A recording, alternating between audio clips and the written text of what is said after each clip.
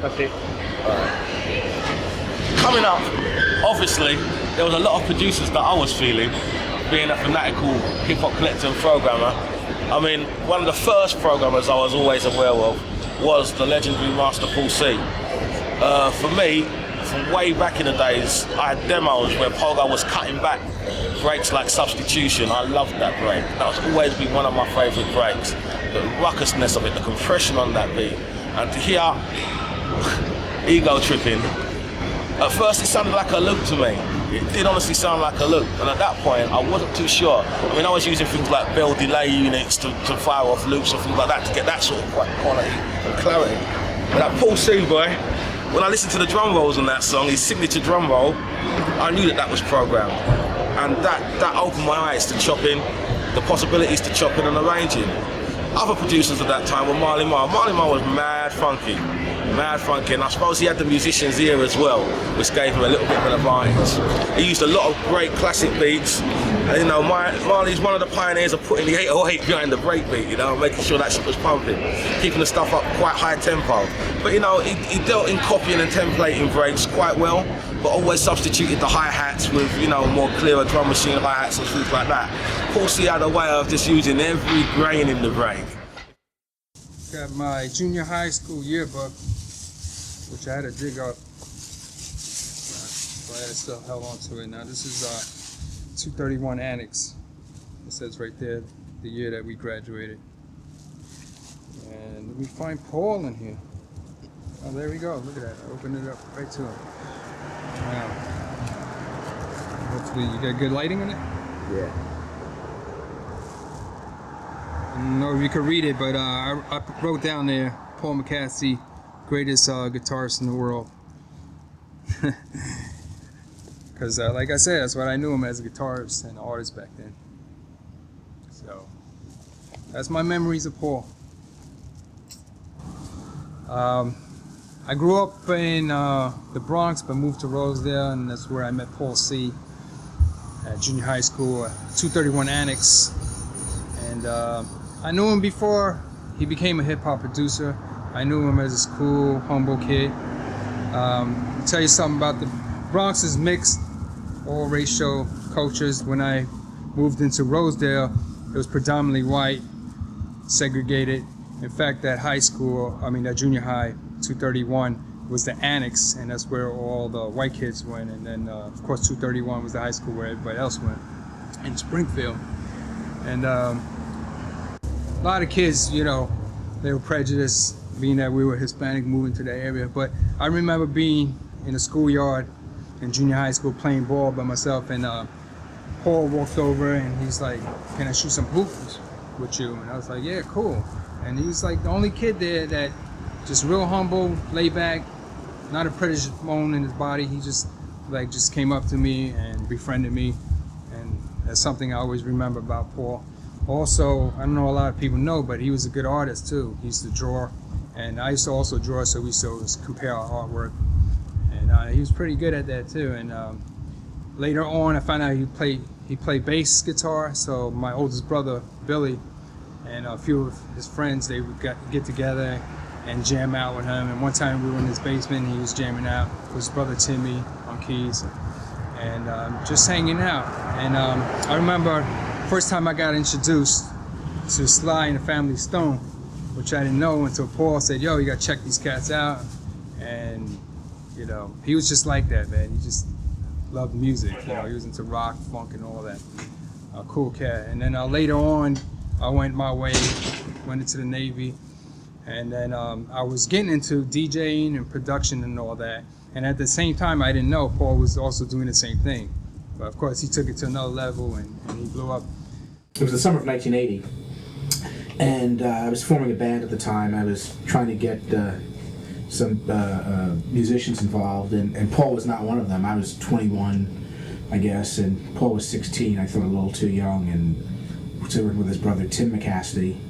And at a later date, when we were rehearsing and the bassist didn't show up, Paul became a member of the band. He was interesting in that he brought a different set of influences to the group. I was like into progressive rock of Frank Zappa and Todd Rundgren. He was more of a soul guy who knew a lot about 60s soul, and so those influences kind of merged and it worked. But he was also a big Jaco Pastorius fan, and he learned Jaco's riffs, and a lot of musicians were impressed by what Paul could do in the bass. And I think he was playing at Precision at the time, Fender Precision. The band was formed as a trio, and it was 1980-81, so I think the band I was most influenced in emulating was The Police, which was a trio, and we kind of wanted that thick, trio sound of three guys on stage and playing loudly. And, Paul, I don't think that was Paul's cup of tea. If anything, he was more of a Clash guy. But, we combined elements again and made a interesting sound, I think. Our first show was one of the last shows at Max's Kansas City, which was a famous rock club. We did that, I think, in August '81, and I think we were pretty. The band was okay. Paul was the best performer early on, and I was pretty weak, and the drummer was okay. And as the band went on, I kind of improved, and it kind of came together. So the last shows were pretty good shows, and I think we did quite well. We had a nice little audience, and some fans. It was pretty cool. The group ended just kind of for what we'd played. Our last show was, I think, '84. We had a different drummer. We had a really interesting funk drummer with us, and a guitarist named Freddie Tane, and we really had a great last few shows, and it's almost like the band had matured by then, and I think what happened was we just kind of drifted into different things. I was getting involved with film, and Paul was just starting to get involved with production. We'd finished an album, the Mandolin Roadshow, which didn't explode, out of the gate, and so it was kind of okay. If you make the album and you don't sell, 100,000 units, why bother continuing? And I think that kind of took the air out of us.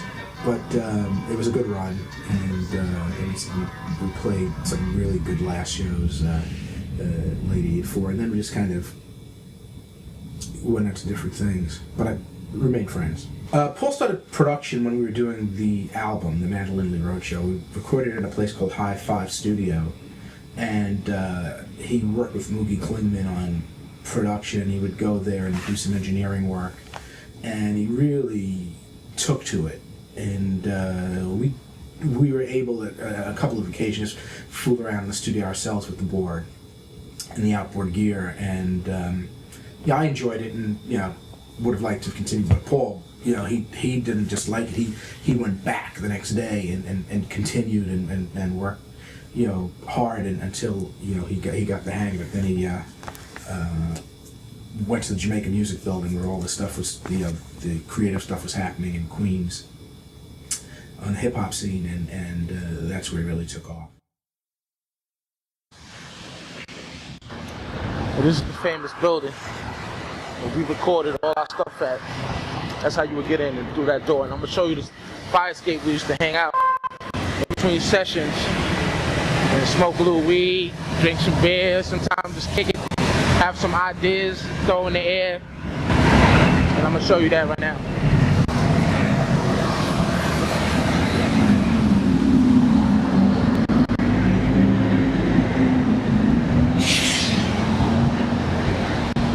It's the fire escape to hang out at.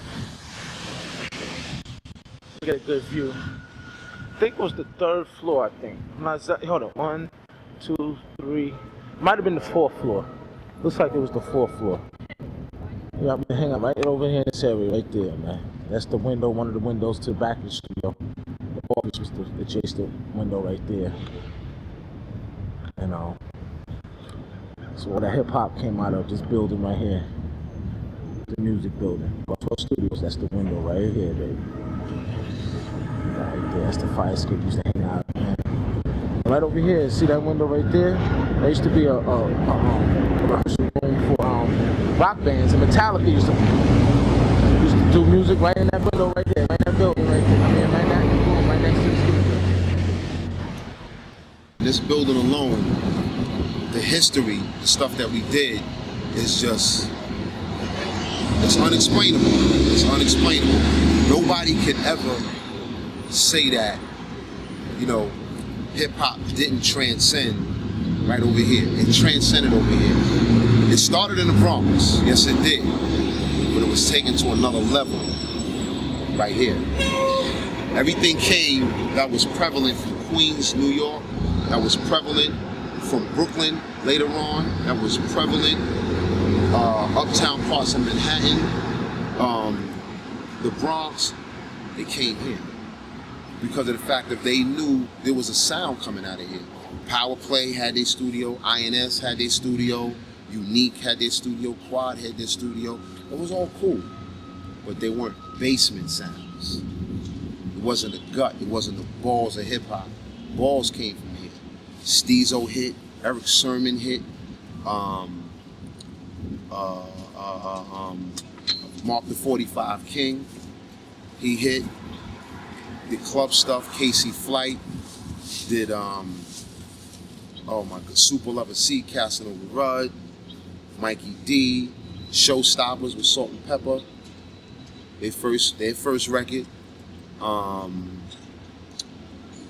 my goodness, it's incredible. I'm drawing a blank, but it was just so much. So much, man, so much. I remember his first hip hop recording, which is called "I'm Coming in the House." I forgot who did it, and he was kind of shy about playing it, and this was recorded in his basement when he first started, and I thought it was really funny, and I think he got a kick out of, you know, people like me, you know, people like something that you do. It's an affirmation that what you're doing is not in vain, and it's the reward. You know, the money, you know, comes, but the reward is that, yeah, I did it right. Check this out. Now, a lot of people, you know what I mean, thought that I came out with Main Source first, you know what I mean? That was my first plaintiff name or whatever. And as y'all know already, man, I was Mikey D in the LA Posse way before Main Source. So, tonight, I want to dedicate this performance, my first time ever in the UK. I want to dedicate this to my man Paul C, you know what I mean? So, we're going to start it off a little something like this.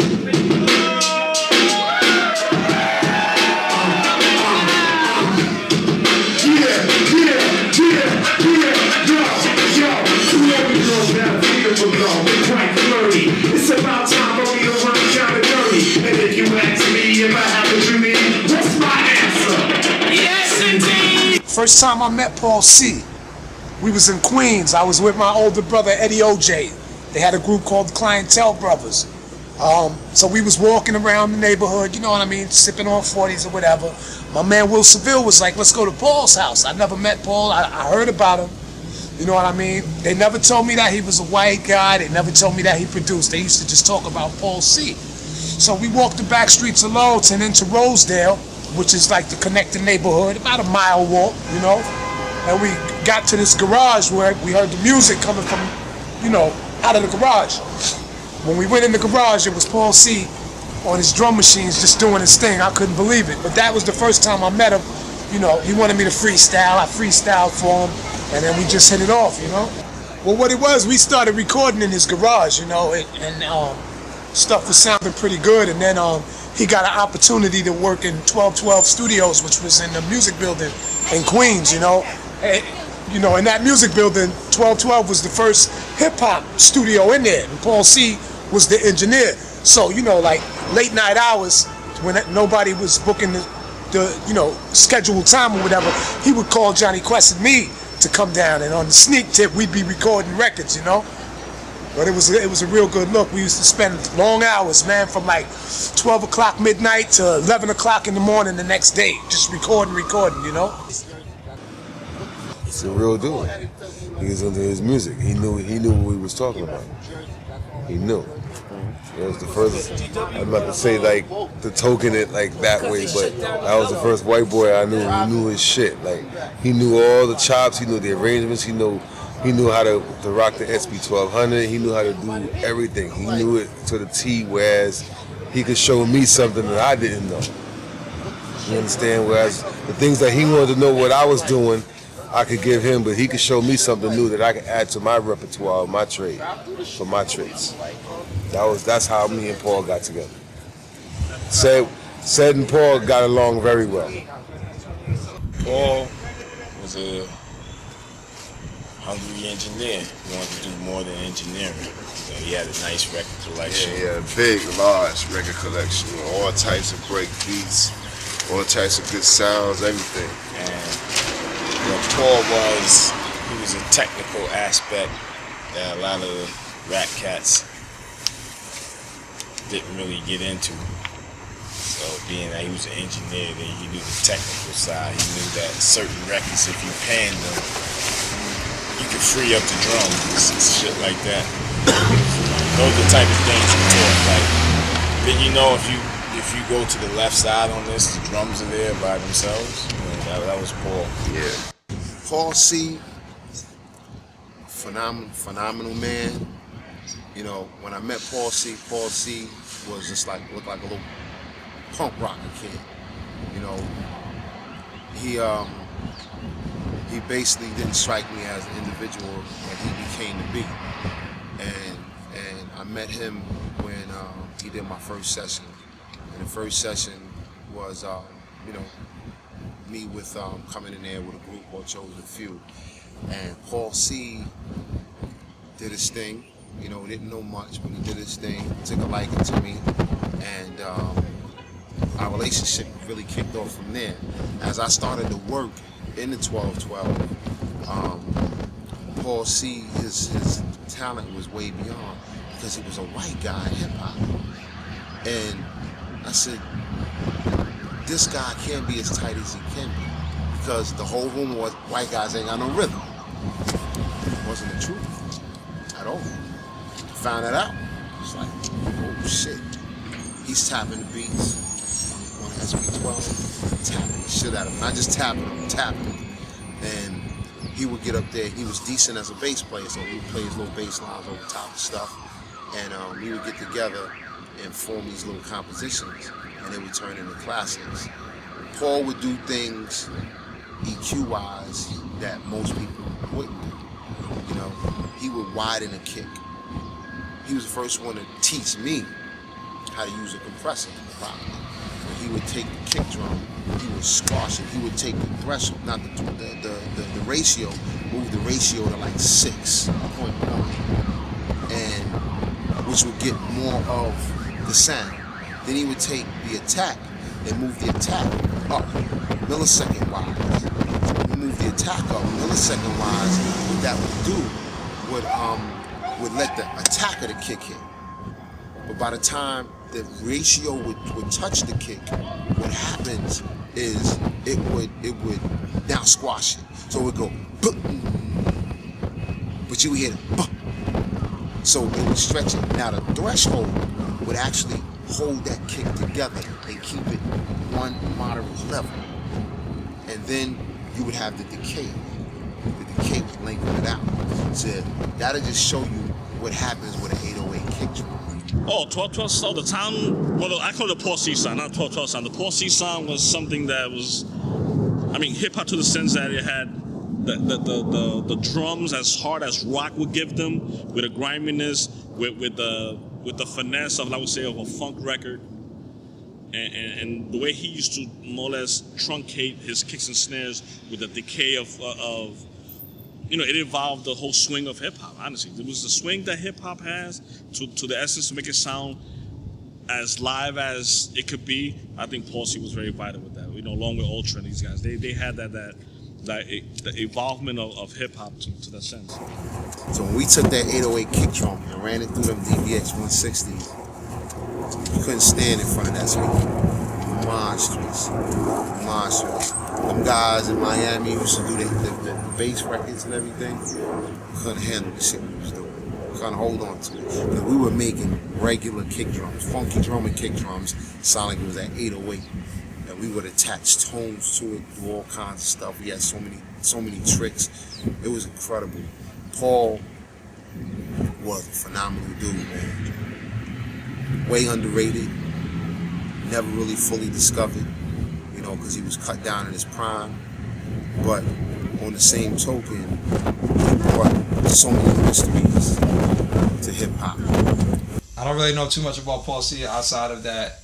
Whatever he touched was fucking bananas. You know, the way anything that Large Professor did that Paul C engineered, you know, that has like a sound that cannot be replicated even to this day. I don't know what he did in terms of getting the mix with the depth of the bass lines and the depth of the drum sounds, but it just sounds deep. You know, you listen to like Rakim's third album or Cool G Rap's second album, Wanted Dead Alive. You listen to like all the early Main Source stuff. You listen to Super Lover C, Casanova Rudd, anything that Paul C did on that. I mean, anything. You know, you listen to any Ultra stuff that Paul C did. I mean, the way it was engineered, it was just bananas. You know, you throw it on in the sound system right now, and it will destroy 80% of records that are engineered right now. Paul was extremely passionate about his work. Money obviously was secondary. He didn't get involved with music to make a fortune. He got involved with it because he was committed to a sound, and he worked hard to achieve the sound he heard in his head, and he felt, and he thought about it, and he was a perfectionist in that he would, you know, constantly refine his beats. He would refine them until he felt satisfied. And that's the point he would say, "What do you think?" And then he'd say, "Okay, yeah, it's working." Or, you know, I remember he would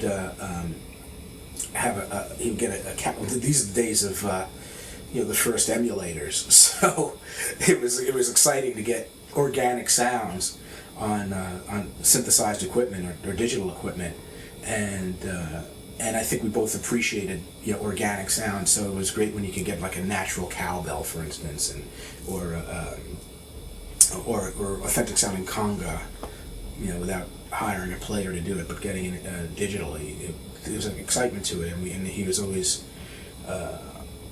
committed to making something sound authentic and organic, as opposed to canned. We did it for the love, which popularity happened to come with it, hand in glove. We didn't ask for it, it just came.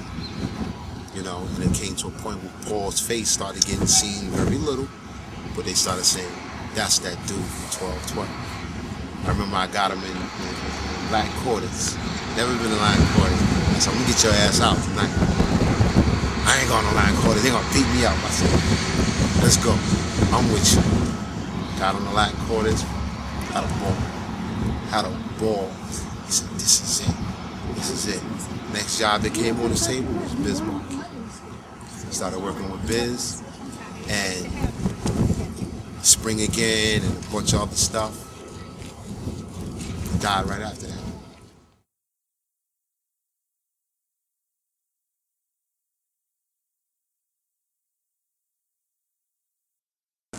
What's up, man? And what's your name, homeboy? Super Lover C. And your name, my man? Casanova Rudd. And who this fly guy over here on the dance floor? T-Spunk. Hey, fellas, can I ask you a question? Where y'all come from? Queens? Astoria, Queens. Astoria, Queens? How long y'all been together? Well, me and him about 7-8 years, right? Mm-hmm, and... This guy, we was off the street. Oh, but I'll tell y'all one thing, y'all sure pick a good pick right here, you know?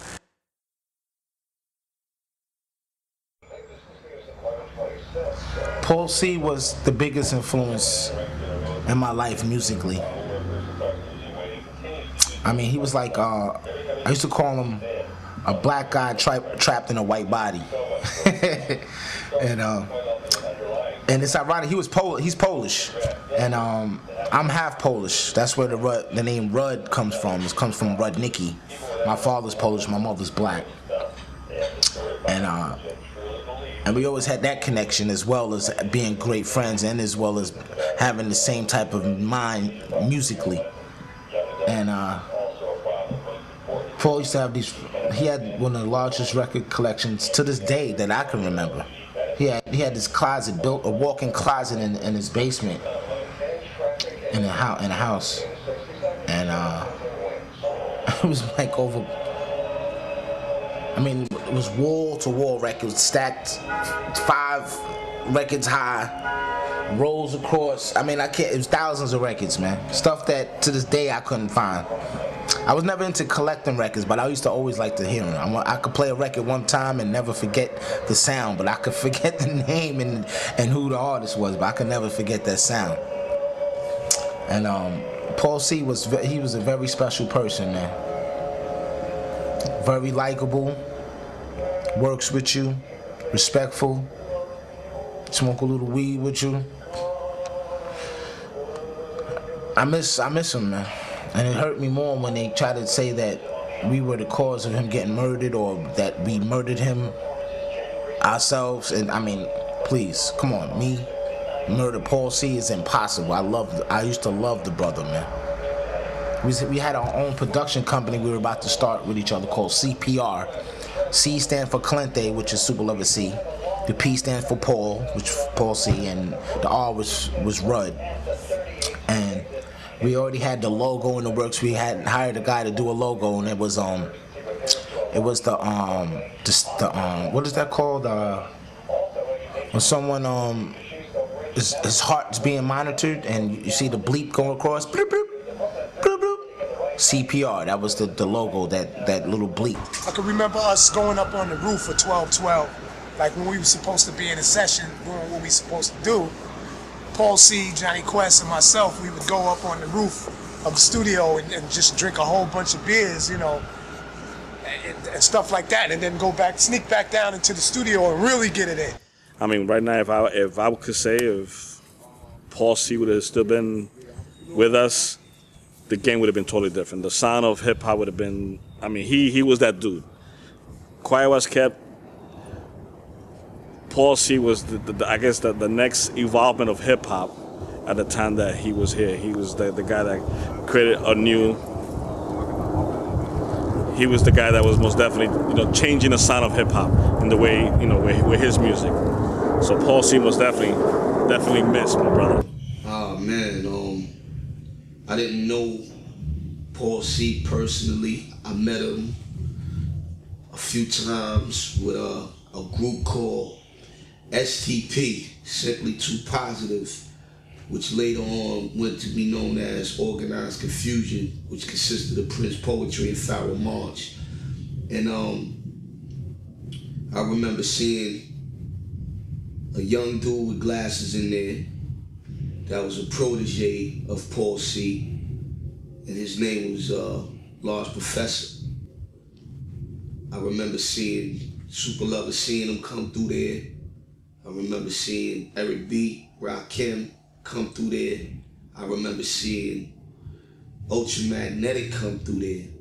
Mikey D, you know what I'm saying? Like, this is way before I did Fudge Pudge with Pharaoh and Prince, and I was just like bugging out because what you hear these days of the Nas's, the Q-Tip records, the Tribe Called Quest records and stuff like that came from this kid with glasses, and in turn, this white guy that looks like a rock dude, you know what I'm saying, that taught Large Professor how to use the SB12, not the 1200, SB12. Like, he taught Large how to manipulate this machine, and you know what I'm saying, me being younger, in hip hop and stuff like that, you look at it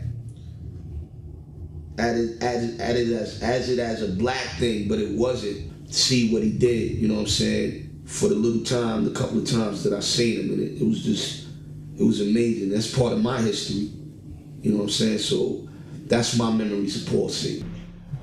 Man, when I first met Paul C, it was like the first or second time we had been in the 1212 studio in Queens, and we were working on some demos.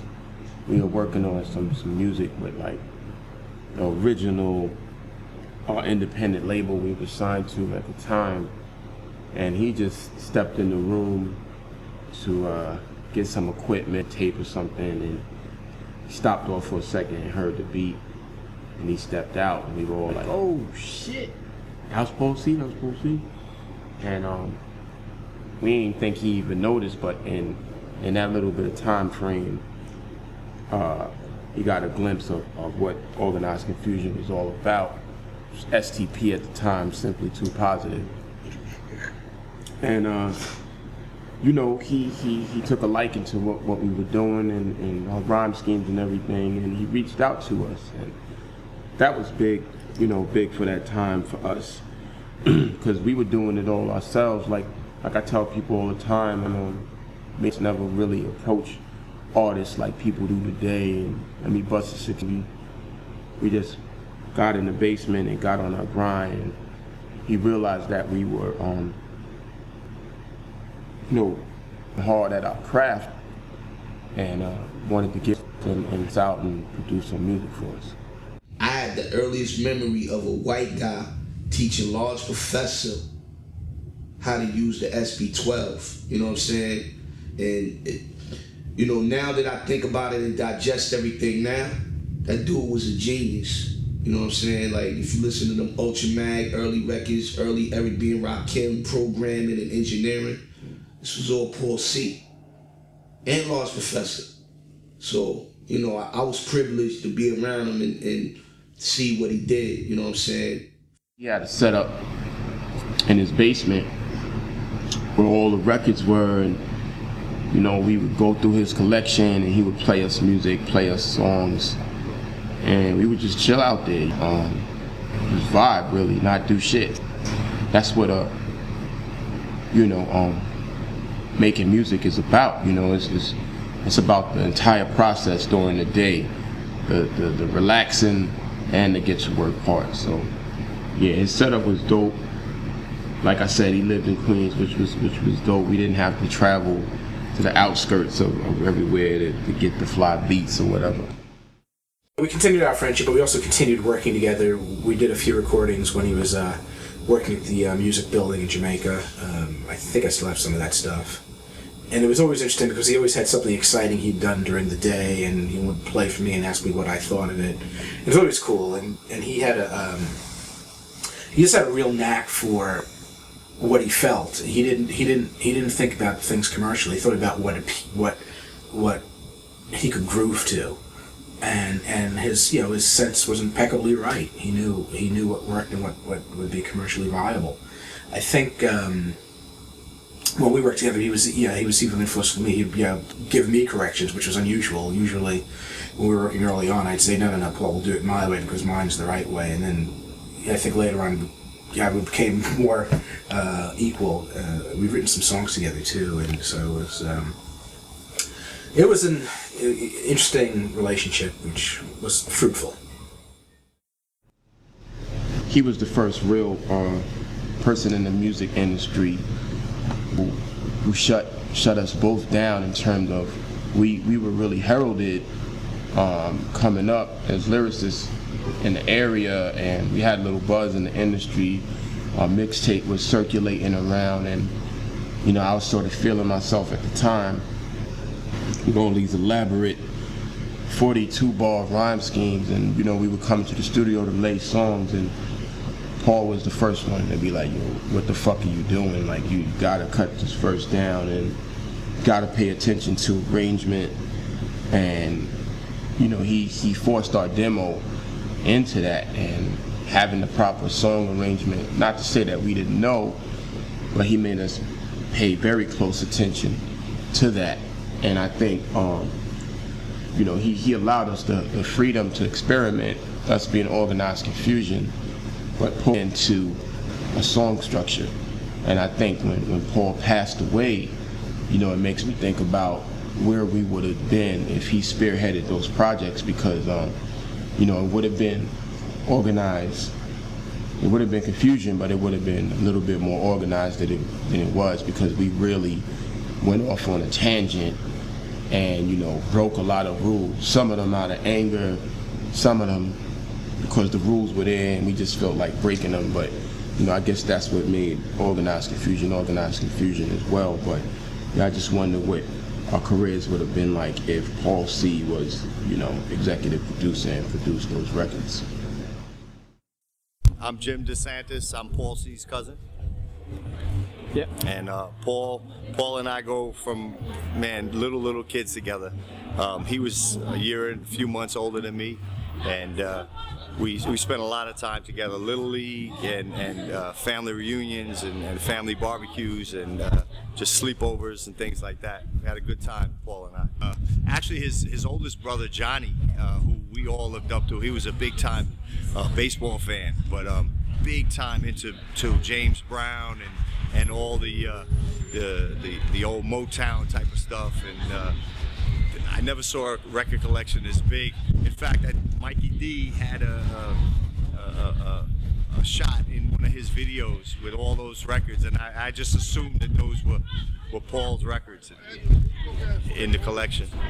I don't know if Paul bought a lot of music, but because his brother John was a real music aficionado and had an incredible record collection, and that included 60s, 70s, 80s. So, you could just, raid John's record collection if we ever needed a, Wilson Pickett influence or a Beatles thing. We just would, go that way rather than let's see what's happening new.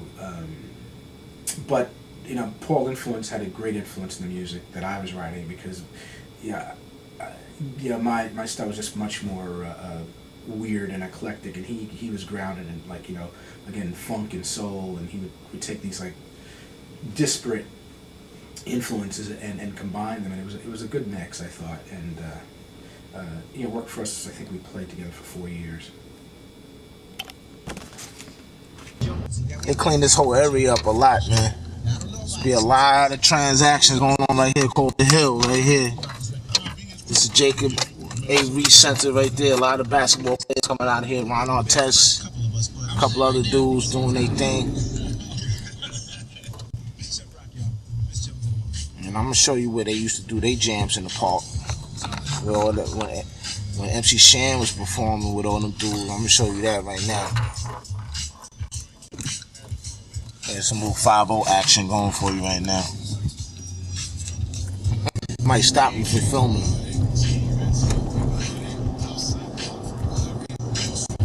Right now I'm listening to Chubb Rock on what is that, Hot 97 right now? It's Old School Fridays right now. They always have some kind of special guest on Friday. This is the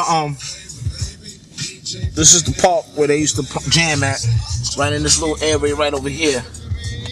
Where all the jams is at in the park. Hip hop out in the park. This is the park right here that we used to that we shot our video at, right in that park right there. That was the first scene. We came out of the building. My building's, I'm pan right, my building's right here. That's my building. Hold on, let me go back over here for a second. Yep, this is the park. A lot of stuff changed over here, new tables and, whatever stuff new, I guess is new. We was dancing on those tables right there. Came out of the building. We zoomed in and we said, "How you doing?" Then the Girls That Got Them Locked song came on. This is my building. Where it all started, all that hip hop started for me and Soup in this building right here. 1-20 Astoria Boulevard. Yes, sir. I'm not gonna go too far. But over here on the right side of the building, that floor right here, second floor, that's my old apartment. That's where all the hits was made at. Soup was on the first floor, right there, and around the corner of that window right there. Of that floor right there. So a lot of hip hop came out of this building right here, my dudes. I decided to do hip hop and take it seriously, making tracks when I saw Paul behind the boards, working the boards, the mixing board. And I seen all those knobs and hearing this raw sound being all put together, all these tracks put together to make a collective sound together. I was so amazed by it. It's like, you can make stuff sound like that just from from the rawness that it came from to the finished product now, I mean, like, just what that whole makeup was about. It was, I mean, I was hooked from that day. I was hooked. I was at 1212 Studios, Macon, New York. I might get you a scene of that. 1212 Studios. There's a big music building in. All types of characters was in there. I remember one day, me and Paul C, we were and Super Lover C, we were working on some cuts off our album, Girls I Got 'Em Locked. I'm not exactly sure which track it was, but I know we were about to lay some vocals. And next door there was rehearsal space. There was rock bands all on the floor that we had the studio at. And the music was, the rehearsal music was bleeding into the sound booth where we were recording vocals. So, after, like, we'll hear it stop, subside for a minute, then we'll start recording. And then the stuff will bang right back up, and then we're like, damn, we can't record like this, So we decided to go next door. That was the loudest stuff, was right, immediately next to us. And we banged on the door because they couldn't hear us because, they doing music in there. But someone did finally come to the door. And this was the first time I ever seen mad in any capacity. And he looked really irate. He was like, yo, man, can you turn shit down for a minute? For a few, because we're trying to record some vocals. And the guys looked at us like we were crazy. But, I guess, it's a mutual respect for artists and, musicians alike. So they said, yeah, no problem, man. We was about to take a break anyway. How long you need? We said about 40 minutes to an hour. And Paul said, thanks a lot. And I said, thanks a lot as well. And, the main thing about the story, the band that we told to turn their shit down was Metallica. So that was before they blew up. I had a record, Casanova Love, Super Lover C, and it was due to James. And I always check out the labels because I want to know who's behind the scenes, who's producing it. And I see Paul C. McKASTY. I was like, get out of here, man. Paul is producing hip hop now. I knew this kid was gonna do something, man, because he's just so creative, so artistic, and it was just good to see that he was doing that there. And just listening to his production, man, that raw, big sound, like even to today, I don't think anybody could take a beat like James Brown beat or the Honey Drippers, Impeach the President, and put it on steroids. It's just big sound and grungy and all, and even I tried to mess with it and try to flip it like that. I don't know. He had the skill, man. The technique or whatever, the ear. Nobody can do what Paul C did, man. And much respect to him, man. Well, we was into the beats and everything, and I guess once we hooked up with Paul C, we went to studio. We recorded our album in Studio 1212 in Queens, and we hooked up with this engineer, Paul C, and Paul was like super funky. He was like a master at sound. He used to like to make the beats thick, and he used to be a superstar at his job. What he did, engineering, making them beats thick and chunky, and he did great albums like Ultramagnetic, Super Lover C, and Casanova Rud. He did our album. He did Main Source. He did Rock Him, Follow the Leader album. Biz Markie, Just a Friend, some great joints. So, I mean, his sound was ill. He knew how to put that sound together. And when we recorded the album, when we was up there recording the album, he used to dig us because, we used to always come up there with them original beats, them Chuck Jacksons, all kinds of joints. And he used to be like, yo, you cats got some joints. You cats got some joints. So him and Chris Lowe got real tight, and they really started hanging. So, we just developed a good relationship, man. That's my boy, man. I miss him so much. Paul C. That dude was that funky type of white boy, man. Didn't care what color you were. You can tell he was a dude really into his music. He liked music. And whether you was black, white, Spanish, Puerto Rican, whatever, if you was funky with what you was doing, he enjoyed it. And it was crazy because it took him a minute to get used to us. But by the time we did that album, he was like part of us. He was definitely, by the mid-time, he definitely became part of us to the point where we would just come up with certain slang at that time, just having fun while we were doing the album. Paul C would say something like, I gotta check for leakage in the soundboard. What's that sound? I gotta check for leakage. Something's leaking. There's a certain sound coming out I don't want there. So he would start going under the board, ripping up wires and tape, going crazy. We just like, oh man, we gotta wait for this. Okay, let's go get some Chinese takeout or something while he do that. But it became to a point where, like, we sitting in the studio, we doing something, whatever. You gotta go use the restroom, and we just like, yo, I'll be back. I gotta check leakage. We was just making up slang right then and there for, like, it was just us. And even it got to the point where even Paul C was like, yo guys, hold on for a minute, I gotta go check leakage. You know what I mean? So he was just cool like that, man. Paul, like I said, for that Crazy Noise album to come out the way it was Paul C becoming a part of us and understanding what Steezer wanted and what was trying to be done. Paul was into everything, man. Paul played the bass. Paul was he was brilliant. He could do anything. You know, you put him on the drum set, he could play the drum set. You put him on the bass guitar, he could play any kind of riff you wanted him to play. And unfortunately, I was away when he was really doing his thing with the hip hop. But I love hip hop, and I know that Paul was big in hip hop. You can tell I've been down for years, ain't facts since 90s, shit, way back. I've been on linoleum and the train track. You gotta have skills or else you ain't jack in the eyes of the hip hop community. That's how it was and that's how it's soon to be. Once again, you can't buy it, it comes from within and it doesn't play it out cause it wasn't a trend to begin with. PH your motherfucking dimwit. Last Night Changed Your Mind by Eddie Kendrick. A friend of mine that had a group called System Fresh was using 1212 Studios. And then when they came back from the studio, they actually played me their demo. And I was like, yo, who did this? And they were like, yo, we use this guy named Paul C. At 1212 Studio. And you guys should just go and check him out because he puts everything together and edits and produces and stuff like that. So I said, all right, cool, give me the contact. And basically, you know, they gave me the contact. I told my mom, who was managing us at the time, and from there we met, I believe it was Nick, the guy that ran the studio, and Nick booked us in, and then we met Paul C and we started the session that time.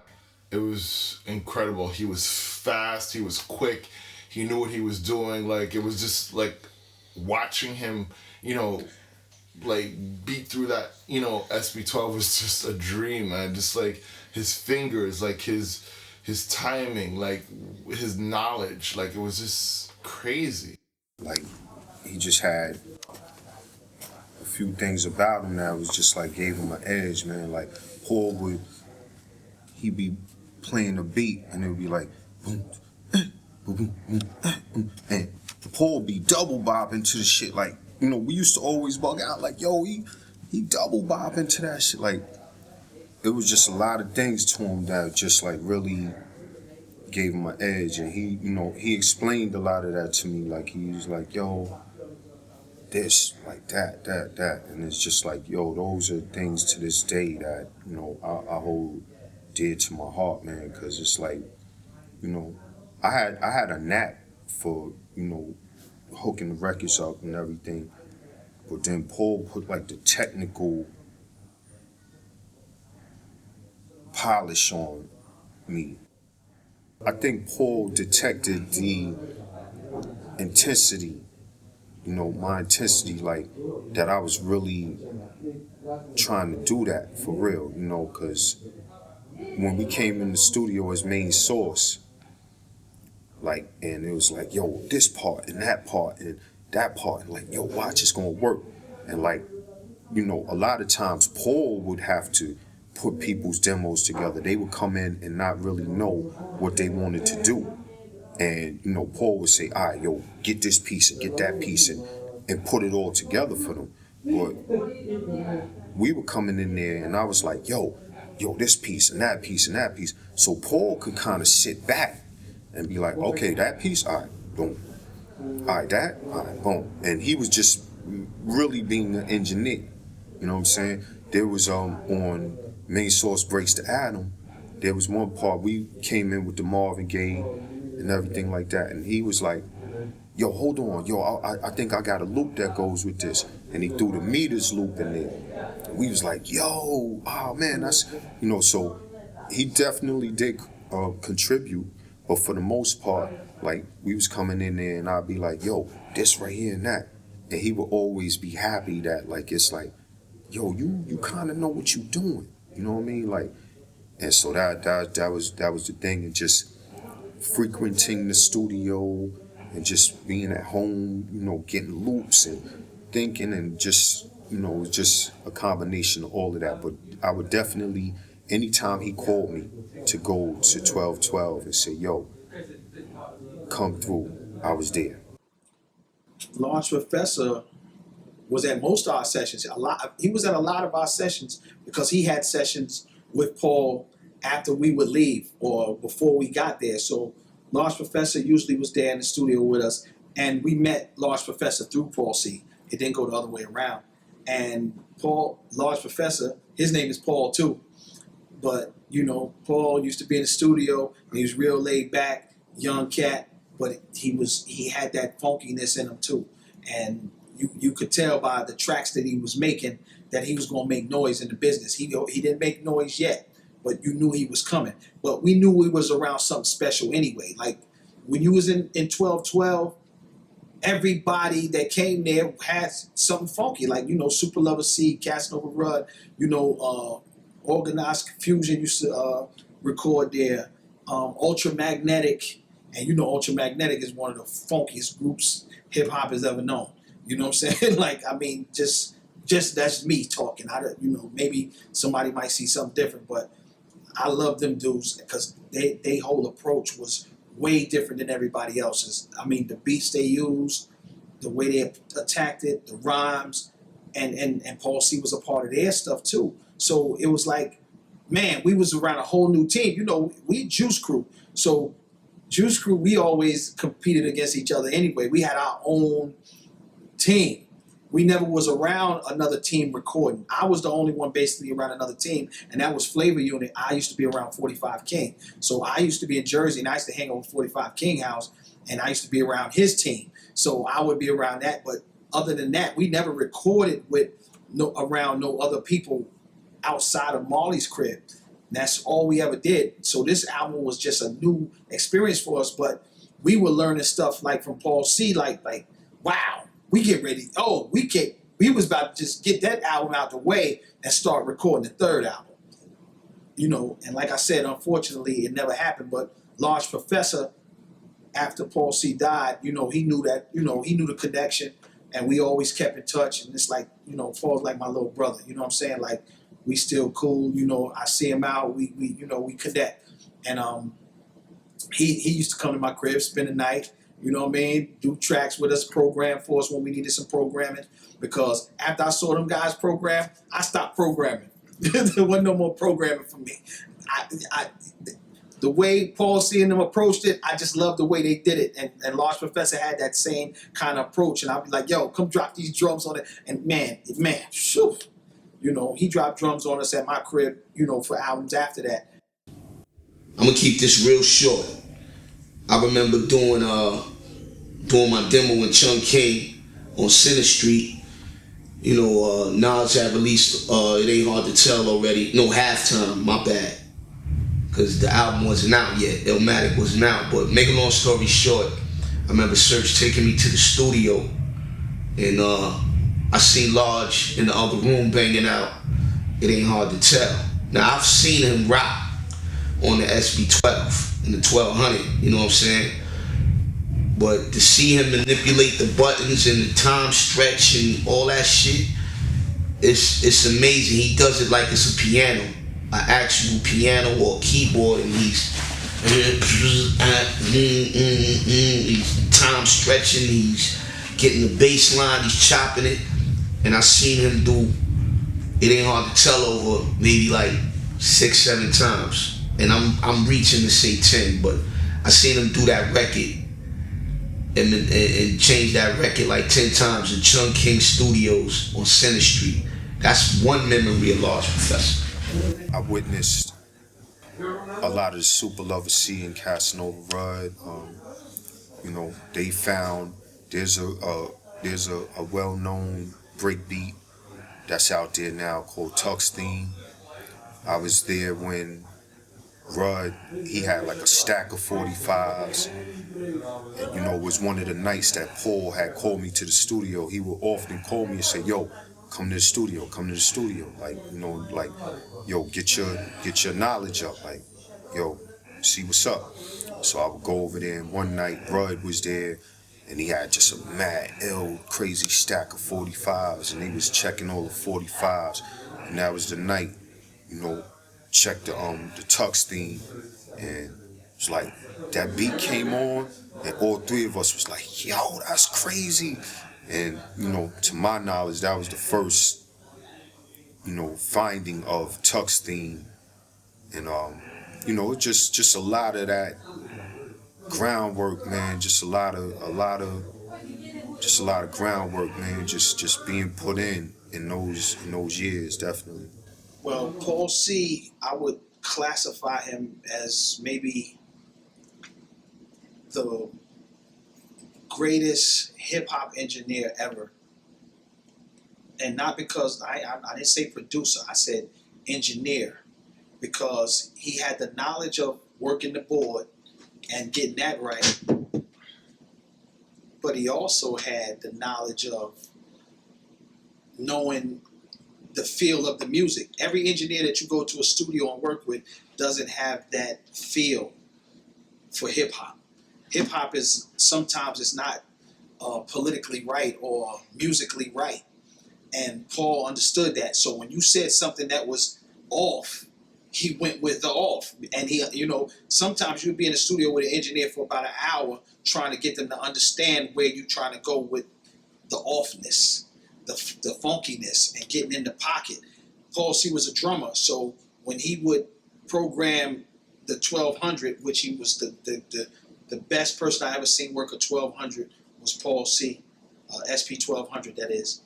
And he would program it without hitting the pads. He would program it through the numbers and just tap the pad and hit the numbers. And then when he hit play, the beat would come on. And that amazed me because he was the first person that ever did that. And, you know, we had 1200, and I worked with Marley with the 12. Marley had a 12, and then we got the 1200, and then we had let Marley hold our 1200 till he got one. So we all learned on the 1200 together.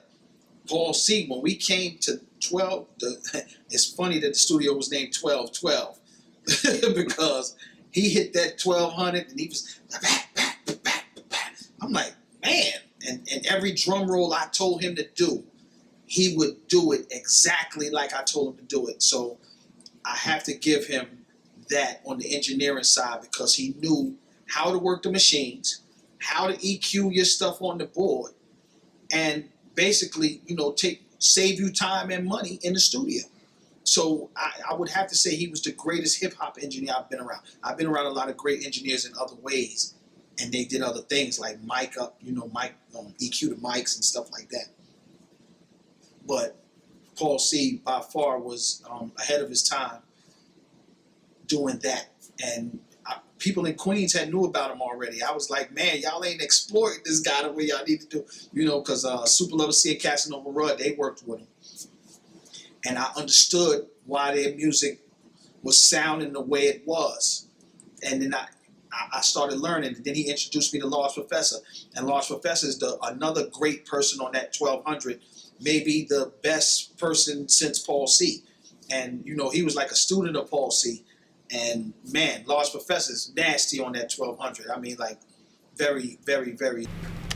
What it was, you know, like I had my regular record knowledge from going out and invading Left Rack, and a lot of my peeps from Left Rack, you know, a lot of peeps from Left Rack, like from Bound, they would be like, yo, my parents ain't listening to these records, here, take them. I'll be coming up out of Left Rack with duffel bags of records, mad records, my man Elfish, just mad records. And like Paul, man, you know, I would come in with the records, he'd be bugging out and listening to the records, and I have this record, he'd be like, yo, I ain't got that, or you know, he have something.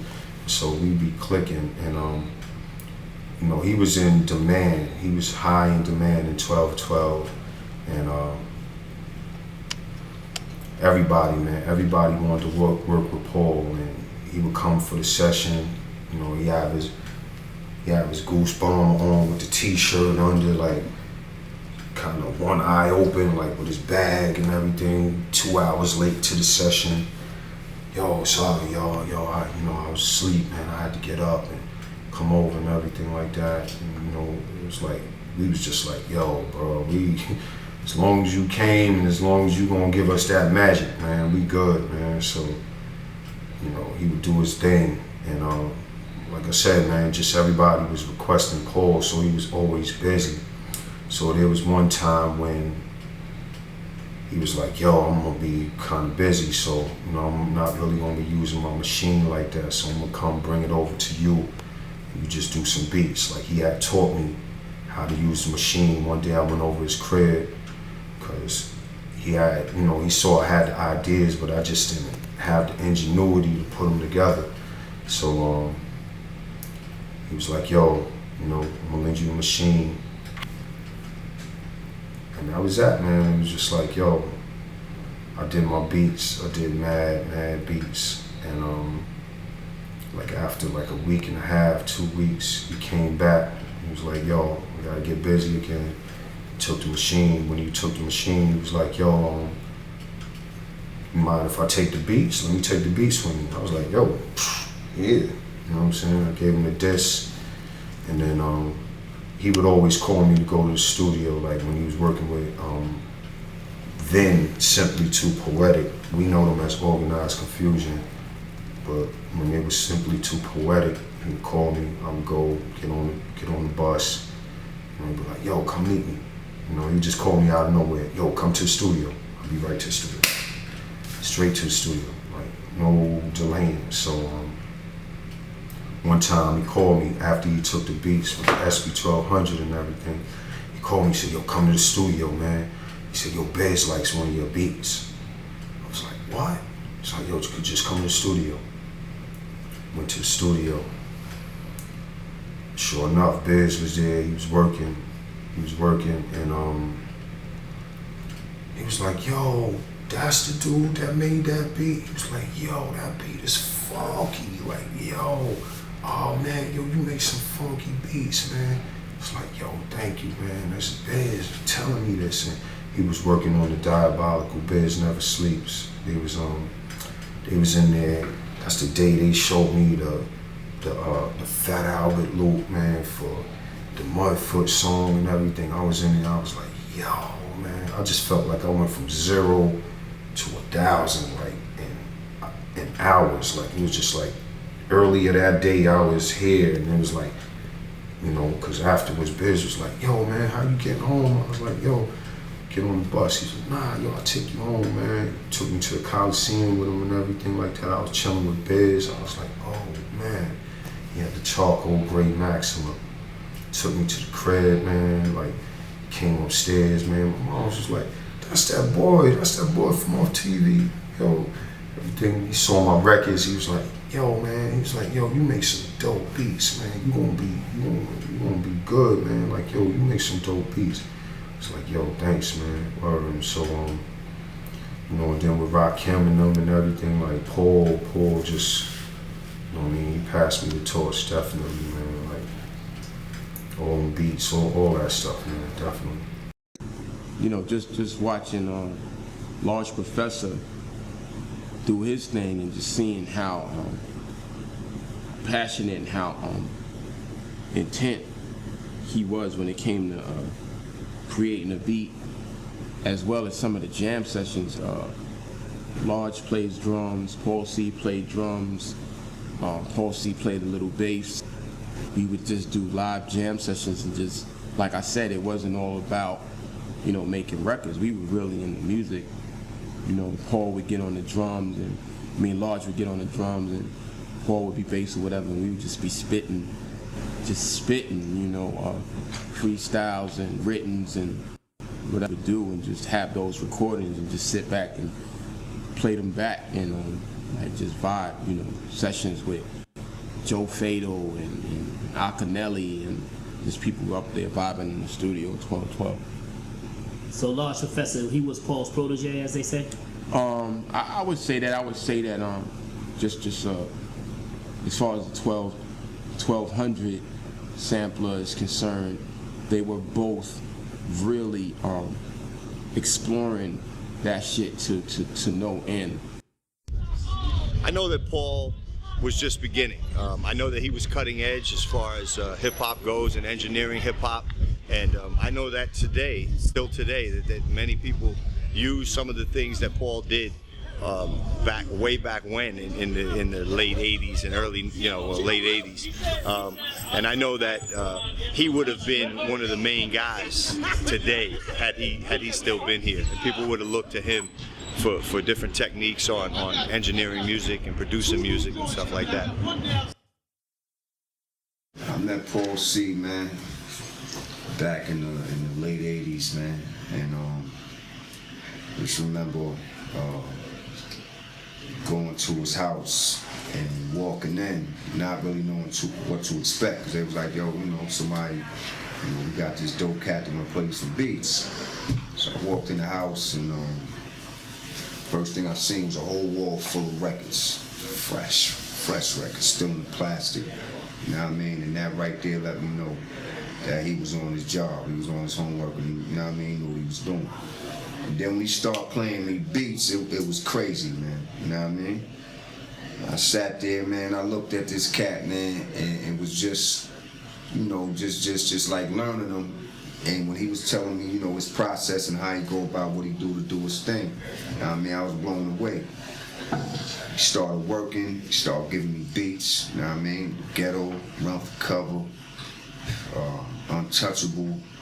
I mean, like joints, and a bunch of joints he gave me I never got a chance to use, due to respect. But the chemistry and the relationship was just getting crazy, man. And he sensed that we was, getting something special. And he was like, yo, Rob, man, look, because, he was doing beats for a lot of people at that point.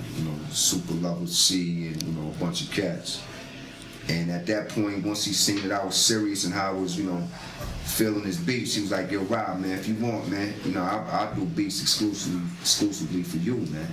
And when he said that, I knew that, this cat was definitely focused, and he had a mission as well, man. So, long story short, man, we started, doing songs and things of that nature, man. And shortly after that, man, couldn't have been no more than a month. Maybe 2 months. I doubt it was that long, man, but he got killed, you know what I mean? And it put things in perspective, because I was looking forward, you know what I mean, to, making history with this cat. His production is crazy. He made big contributions to hip hop. I mean, everybody knows the records that he had with Soup and Rub, Duda James, and all that stuff he did with them through DNA. They let the Rhythm Hit Him album with Eric B. and Rakim. He got his hands on those records. The Ghetto record, that's his hands. You understand? So there's a lot of works that's out here.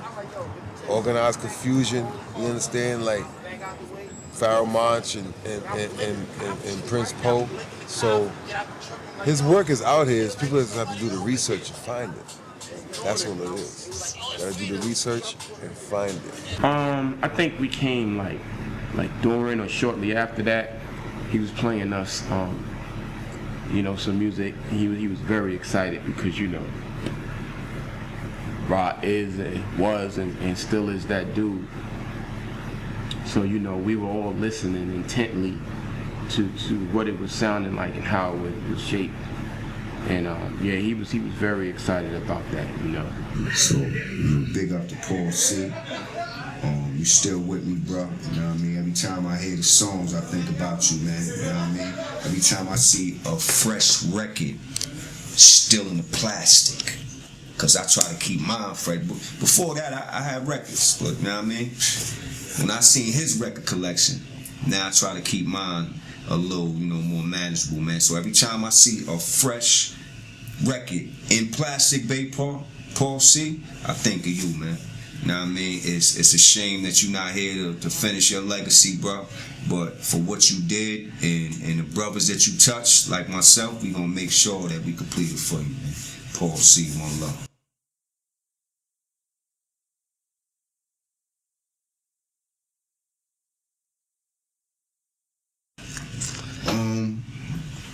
Nah, the fact, you know, just the fact, you know what I mean? Like when you sitting down and you playing records and you play a groove that's just like crazy. I used to look at him like, what you gonna do with that, man? Like, yo, you know, I just bought it a couple weeks ago. I know, you know, I'm like, yo, gee, that's bananas, man. So just, you know, sitting with him and learning what kind of music he liked and really, you know, learning how ill he was and how focused he was, man, was like the times we had. Because, you know, it wasn't like I got a chance to know him. It was all music. It was like, you know, we sit down, we vibe, and we was just amazed, you know, like, because he was, you know, bugging off of my history as far as how much I knew about records as well, you know what I mean? But, you know, just sitting back, you know, he might play a song and, you know, he'd be like, oh, and we in there like, yo, I got it. It's just crazy, man, and you know, I learned a lot from him. You know, he kind of taught me how to use the SB12. He taught Large Professor. You know, he taught a lot of cats, and you know, that's how I met Large Professor.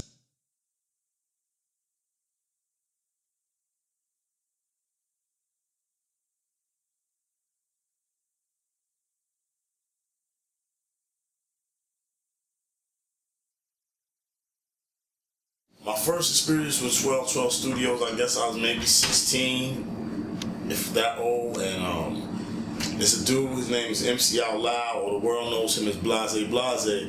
He's the first guy from my neighborhood that I know who had like a real professional studio, like demo that was in the studio, and this 1212 Studio was the studio that he used, and Paul C was the engineer. It was on Parsons Boulevard. We used to take the J train over there, and I mean, we used to just hang out when he had sessions. And what I remember about Paul is that he was really cool, you know what I mean? But he was an unassuming type person. Like when you saw him, you wouldn't think that he was a great producer that he was, you know what I mean? That he was responsible for a lot of things that you thought other people were responsible for. And yeah, and it didn't last too long because, you know, unfortunately, he passed away.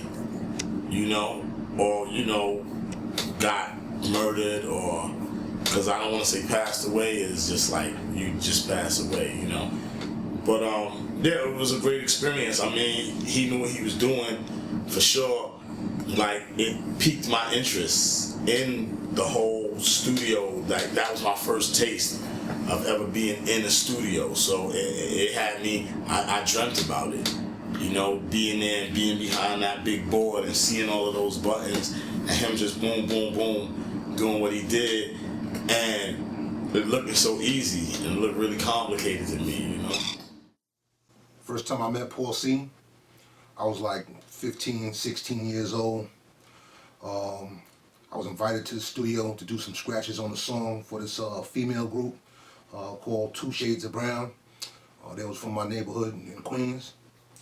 And man, that was like the first time, that was my first time ever being in the studio. That was my first exposure to like music production. But when I got to the studio, you know, Paul was up in there. You know, he had a little box off to the side and he hit the button and beats jumped out of it, you know what I'm saying? And I was totally blown away. It was the SB12 that he was rocking at that time. And ever since then, that was it, man. I pretty much had the bug, you know. Paul was pretty much a mentor for me, you know. And he went on to mix some records for me and FaZe, some joints that we dropped in '88, you know. And later on, you know, CJ Moore, he mixed the joints that we did on Tommy Boy in 1990. And CJ Moore, he was a dope cat too, you know. He was a dope engineer as well as a producer. You know, he had a group called Black by Demand. He was also signed to Tommy Boy back in the days, you know. Wow. Wow, that was early in my career working in Studio 1212. Shout out to Tim McKASTY, Paul C's brother. I never got a chance to work with Paul C because he passed by the time I started using the studio. Studio 1212 was located in Jamaica, Queens, you know what I'm saying? It was one of the premier spots back in the days for like a lot of underground hip hop that was in the come up to like go in there and demo their stuff and record their stuff. Like Ultramagnetic MCs used to work out of there. Super Lover C, Casanova Rudd, did those classics like Through the James. I used to work in there. My man CJ Moore, that was in the group Black by Demand on Tommy Boy Records back in the day. Shout out to CJ, he's still around doing his beats and engineering and stuff like that. I basically started out going up in there, me and my man Dr. Butcher, shout out to Dr. Butcher, you know, DJ and producer for Coogee Rap.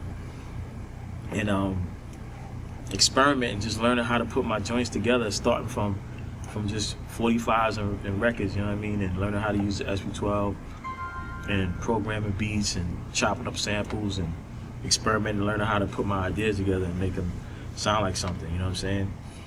It was interesting because, you know, there's a lot of history to that studio because that's where Large Professor actually learned how to work a lot of his stuff. And he was a producer and inspired me to make beats, you know what I mean? I used to watch him work with like Eric B and Rakim and G-Rap early in his career, right before Main Source jumped off. And I patted myself after the way he used to make his beats on the SP1200 and stuff like that. We were working on Coogee Rap's Born and Dead on Live project, and Joe Fatal, I was at G-Rap's house, and Joe Fatal came over, and he had this young guy with him named Paul. And he wasn't a producer at the time. We just kind of met. He was very quiet. He didn't say much, and we kind of hung out. And then later on, he was like, "Hey, let's go see Rakim." So we drove out to Long Island to visit Rakim. He wasn't around, and we decided to come back to Queens. And Paul was like, "Hey, let's stop off to see my buddy Paul C." And I'm like, "You know Paul C?" He was like, "Yeah, do you know him?" I was like, "Yeah, that's a good friend of mine." But I kind of left it at that. We went to Paul's house, and when Paul saw me, we hadn't seen each other for years. It was like a lot of love. And he was like, "Wow, I didn't realize you guys were close." So he was showing us the music. Him and Rakim had just met, and he was going to be working on Rakim's next album, the album after Follow the Leader, Let the Rhythm Hit Him. He was going to be working on that album, producing it. And unfortunately, he got gunned down before he could do so. But it was ironic, that night we met, he showed us all of the music that he was going to use for that particular album. And I wasn't into producing or record collecting, but Paul was, Large Professor was. And so he was absorbing everything that Paul C showed him. And Joe Fatal, after Paul was murdered, Joe Fatal told Rakim that, "I know someone who knows what he was going to use, and he can probably remake the beats for you." So that's when he introduced Large Professor to Eric B and Rakim, and he just immediately took him in the studio and just had him produce an album. And so that was Large's introduction to production. I mean, he didn't have a drum machine, he didn't have anything. He was using studio equipment and just going on raw talent. Just what he had just learned from Paul C showed him how to use the SP1200, and he was just getting busy from there. He hit me with a bunch of tracks besides the joints that came out. But on this album here, we got Run for Cover, we got the Untouchables.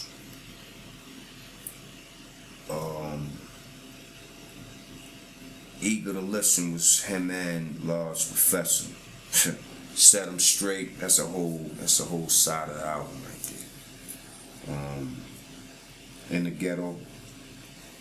And it's funny, the No Omega joint, he gave me a tape of front and back. It was a cassette tape, man. James Brown and Bobby Berg, and he was like, "Yo, listen to this. You hear a couple songs you like, pick it out, boom, boom." But he passed away, so No Omega, I sampled it up. But you know, it was a song that my man gave me, man. You know what I mean? So, you know, he wow. And what was crazy, like when I said I didn't know what to expect, when I walked in the house, he was just like a regular cat, man. You know what I mean? He wasn't bopping. He ain't have on no Nikes. He ain't have one leg rolled up. He ain't have a cap on pulled down to the side. You know what I mean? He ain't have a fat chain on. But when I walked in the room and seen the wall of records, I was like, "Yo, this dude here know what he doing." And when he started playing records and then he started playing beats, I said, "This cat is hip hop." So, you know, it's a shame that he ain't here, man. And you know, I got him right next to my father. You know, it's my father right here. You know, rest in peace. My pops passed away, and Paul C passed away around the same time. and you know what I mean, let you know how I feel about this dude. And I only knew him for a couple months, but you know, the way he was, and the way he loved hip hop, and the way he, you know, cherished music, and even, you know, the way he sampled and showed me how to use my SP1200. You know what I mean? It's like I do things, and you know, I still see this dude today, man. So big up, man. You know what I mean? And for all the cats out there checking this documentary, man, make sure you understand it's cats like this that was behind the scene that, you know, played a big part in hip hop. Oh, it was a picture of him and his wife. Black and white joint. And she told me that it was right after they had got married. That was the picture. And I gave it to Rakim. And then I came in on this project.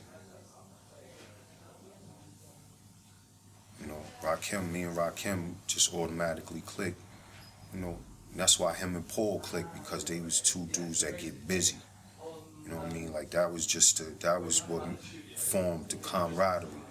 It's like, oh, you get busy. Like, I know that's what Rakim liked about Paul. It's like, yo, you get busy, because Rakim gets busy. And Rakim saw that in me. He was like, oh, you get busy. You be cutting and listening and all of that kind of, you know, when I met Rakim, he was down in the basement chopping a record up. You know, he came upstairs, like, Fatal was like, yo, you know, this is my man, he get busy. He was like, all right, yo, you gotta come through to the studio one time. So yeah, I picked up on this, you know, ghetto, in the ghetto. That's crazy, because ghetto, Paul had called me one time. He was like, yo, I was back there on, like by Five Towns. It's a, man, I can't think of the street. Rockaway Parkway. They used to have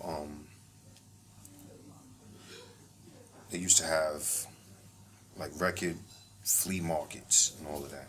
He was like, yo, man, I went back to the flea market back there in Rockaway. Yo, I found this crazy record, man. It's called Ghetto 24 Karat Black. Like, yo, this record is crazy. One time I went over his house and he was playing it for me. And I was like, yo, that's insane. Like, yo, that's crazy. It's like, yo, I'm gonna hook it up. I never heard how he hooked it up. And the way that we made Ghetto was, I guess, because Paul used to he'll make you a tape.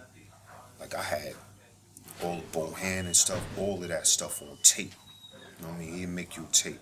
If you didn't have the record, like, he would just, them UX Pros, the Sony UX Pro, you know what I mean? A 60-minute Sony UX Pro, that's all he wanted to record to. You know, if I brought him a bum tape, he'd be like, nah, I'm not recording on that, yo, I need a Sony UX Pro. I got a few of the UX Pros, but Rakim came to the studio one day, he was like, yo, Paul gave me this tape. So, and he had Ghetto on it, and that's how I was able to hook up Ghetto, because it was off of a tape. Boom, looped it up, you know, put the drums behind it, good. Well, our aim on the second Biz Markie album was to do it different than the first time, because basically our first album was all singles. So we wanted to do singles, but we wanted, being that we had seen a little bit of the world, we don't want to make some more worldly records. We wanted to make records that, you know, okay, this is for Cali, this is for Texas, this is for Chicago, this is for New York, this is for Florida. So we wanted to have a lot of different kind of flavor on it, but still being true to ourselves on that album, and also give you a little bit of insight on who Biz was. You know, because on the first album, we just wanted to get funky. We wanted to make good records, and we was hanging out in the Latin Quarter rooftop at Union Square, and we wanted to make those records that moved those clubs. So by the time the second album came out, We weren't hanging in those clubs. We were hanging around the country. So we was like, okay, we're going to make this one like this. And, you know, if you could look at the albums and you look at the records that we did, and Just a Friend is on that album, our biggest record we ever made. It's different from everything else that we made. Spring Again is on that album. It's different from everything else we made. And actually, Spring Again was a record that I did for MC Shan, but Cold Chillin' wouldn't give me the remix on I Pioneered This, so I changed it up. And Biz said he wanted it, and we made Spring Again. So, and it was different records. We were just trying to touch different people with them. And we figured that we could be more successful that way. Because the other album, although it did great, it didn't go gold. You know what I'm saying? We were stuck at about 400,000. So we needed about 100 more thousand. So we said, with this album, we're going to touch this, we're going to touch that, we're going to touch that. And we, like I said, when we came and met Paul C at the studio, we basically had the album almost finished. And when we was just going to mix it, because we couldn't really mix it nowhere else because nobody could figure out the time code with the delay on it. The delay was on the time code. Paul C deciphered that. We knew we was going to finish the album with him. We was looking forward to going to the third album because this album was almost finished. So when we got with Paul, we started doing records, and like I think the only record that we actually recorded with Paul C was a thing named Kim.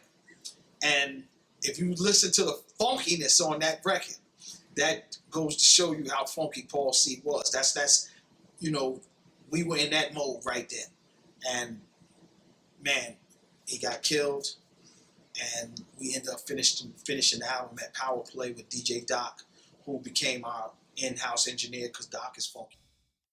Paul probably would become some sort of impresario, like a P. Diddy or something like that. Guy, you can easily see him, you know, just developing acts, and because he was always on the move. I mean, I think production was interesting to him, but he really, you have to remember, he shifted from being a player. He was a bassist, and he really worked hard at that, and then he worked hard at production. So there's no reason to think he wouldn't have moved on to, you know, other things. I don't think he would have been managing acts, but he'd been finding talent and working with it. And like I said, I saw him getting involved in film work too, and that's what I was trying to kind of edge him into, that, you know, combining, you know, these different disciplines and making them, you know, in some new language that, you know, he would have been instrumental in creating, no pun intended, instrumental. One of the last conversations I had was I was making my first short film, Boss of the Ballet, and I thought it'd be really cool if we combined some of his production techniques in film, because I was interested in doing unusual sound recording in narrative film, and we talked about it, and that was our last conversation. It was pretty, pretty fruitful, but of course nothing came of it. He was, again, producing a lot of material for hip-hop acts, and that was, we were kind of just, I guess, going in different directions, but we would have arrived and done some other stuff together, I think. With regards to Paul C, it was interesting. After LL left the Extravagant 3, when he went and got his record deal and started I Need a Beat, me and Royal Rich remained a group. And Rich's brother, Professor KB, who's an exceptional keyboard player, had a band with Paul C. And Rich was really cool with Paul, and Paul was like, hey, come by, why don't you, Drew, come by and record some songs. He had just started working at a studio in Jamaica, Queens called 1212. So at nighttime, after a lot of the sessions were over, he would have this free time. And so me and Rich would meet him at the studio like about 12 o'clock midnight. We had these 14-year-old kids going up in the studio to hang out with Paul C. And he would have beats ready. I mean, he was working with Mikey D and Johnny Quest and Ultramagnetic and all these other artists. Steezo, he had all these guys in there that he was working with. Super Lover C, Casanova Run. So when those sessions were over, we would come in and do our recording. And we just became really close. I mean, Paul, again, he was like a big brother as well. I mean, he was always there. Anything we needed, he would just give to us, and he was incredible on the beats. It was just a very unfortunate situation that he was gunned down so early in his career, because had he not been, I believe Paul would have probably been at the top of the game as maybe the Dr. Dre of the East Coast, because he was just that committed to beats and digging. I mean, he was one of the first guys who was really digging for records that to this day no one still has. I mean, he was just ahead of everybody. So it's a loss, a loss, but hopefully we all gained and moved on and learned things, and we bettered our own careers for that. So, love it for that. We had bonded so closely, because we started coming to the studio every day, and we started getting to know each other, and we had good times at the studio. We used to play ping pong, have ping pong tournaments. You know what I'm saying? It wasn't all work all the time. It was like we had got a bond, and like I said, Super Lover C and Large Professor and them, they were at the studio, and Rudd, all of them, we were all in the studio together. So it was like, hey, when you come to the studio, yeah, oh, okay, you beat me at ping pong yesterday, we gonna play ping pong. It wasn't just all the music, and you know what I mean? When you lose somebody like that, it's just gonna be, it's hard, but I think that if people got more to know about Studio 1212 out there in Queens, and got to know Paul C, I just think that hip hop would just been a funkier situation in the 90s. Yeah, that was a tough time for me, for everybody in New York. I remember his cousin, Jim, I was cutting hair at a barber shop. Jim came in the shop, and he was like, "Ray, what's up?" And I was like, "Hey, Jim, what's going on?" And he said, "I got some bad news." And I was like, "Okay, you have some bad news, what is it?" So he says, Paul was murdered yesterday. And I said, "Paul who?" "Paul C." "Yeah, my cousin, Paul." And it's like the whole world stopped. It's like time stopped for that moment. I'm like, wait a minute, I just saw Paul. What are you talking about? What happened? He was murdered in his house. And I was like, okay, are you serious? And it just was like, it didn't come on gradual. It was just like straight out the gate, Paul was murdered. So, and I'm like, it was like I heard it as the night rumor. I heard it from a good source, which is his cousin, and I was like, you're kidding me. And, it was terrible moment. Everybody, like I said in the last session, he just got signed to a major, and it was like, okay, he came and he said, "Ray, I just got signed, and they offered me a heap of money, blah, blah, blah." And I was like, "Yo, Paul, that's great, and I'm going to put everybody on, you, Mikey D, Johnny Quest, Dr. Rigo, Rozelle, everybody, TNT, they were on TNT, Cartel Brothers, the junior name from TNT, Cartel Brothers. And, just everybody, put them on. I'm going to put them on, and, we're going to be, big hits, and it's going to be one big success story." And I was like, cool. And then, shortly after he, just signed, literally just signed. I was shocked because we had did a show that night. It was the Next Plateau party. It was a Next Plateau party. We had performed. Sybil performed.